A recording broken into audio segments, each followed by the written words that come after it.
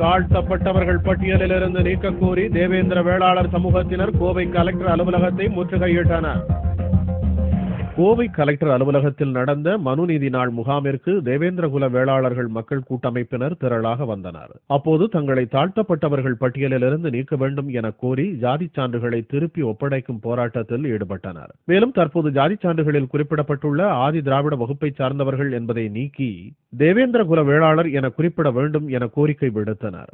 தங்களுடைய கோரிக்கை நிறைவேற்றப்படாவிட்டால் சட்டசபையை முற்றுகையிட்டு போராட்டத்தில் ஈடுபடுவோம் என்று தேவேந்திரகுல வேளாளர் அமைப்பு தலைவர் ரவி தெரிவித்தார். தாழ்த்தப்பட்ட சமுதாயம் என்று பதிவு செய்ததையும் ஆதி திராவிடர்கள் என்று பதிவு செய்த ஜாதி சான்றுகளை அரசிடம் திருப்பி கொடுத்துவிட்டு இனிமேல் கொடுக்கப்படுகின்ற ஜாதி சான்றுகளிலே தேவேந்திர வேளாளர்கள் என்றே பதிவு செய்து வழங்கப்பட வேண்டும் என அரசிடம் ஒப்படைக்கின்ற இந்த போராட்டத்தை நாங்கள் செய்து கொண்டிருக்கின்றோம். பதில் கிடைக்கவில்லை என்று சொன்னால் சட்டமன்றத்தை முற்றுகையிடுகின்ற வகையிலே மிகப்பெரிய போராட்டத்தினையும் நடத்துவதற்காக திட்டமிட்டு இருக்கின்றோம். போர் புரிதல் மற்றும் விவசாயத்தை குலத்தொழிலாக கொண்ட தேவேந்திரகுல இனத்தை தாழ்த்தப்பட்டவர்கள் என்று முதல்வர் கருணாநிதி கூறி வருவது கண்டிக்கத்தக்கது என்றும் ரவி கூறினார்.